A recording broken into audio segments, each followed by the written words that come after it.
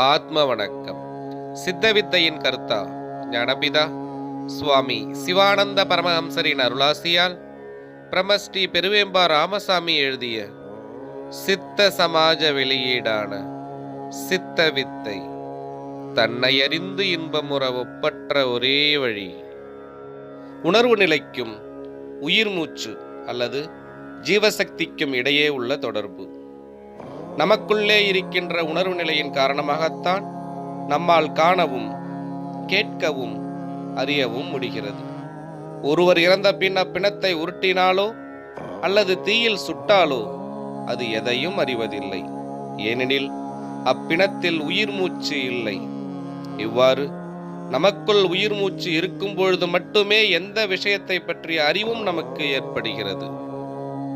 ஒரு மனிதன் சாகும் வேளையில் கண் புருவங்களுக்கு இடையே சிறியதோர் அணுவளவு உயிர் மூச்சு உள்ள பொழுது மட்டும் அவன் கண்களையும் முகத்தையும் அசைத்து அவனுக்கு உயிர் இருப்பதற்கான அறிகுறிகளை காட்டுகிறான்.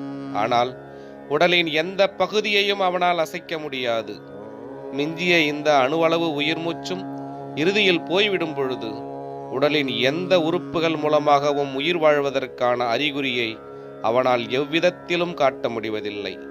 கடைசியாக ஒரு மரக்கட்டை போலாகி தீயில் வைத்தால் எரிந்து சாம்பலாக நேரிடுகிறது. எனவே ஜீவசக்தி அல்லது உயிர் மூச்சு நமக்குள் செயல்படும் பொழுது மட்டுமே உணர்வு நிலை என்பது நமக்கு இருக்கிறது என்றும், அது இல்லாமல் போகும் பொழுது யாதொன்றையும் எவ்விதத்திலும் நம்மால் அறிய முடிவதில்லை என்றும் இதன் மூலம் புலப்படுகிறது.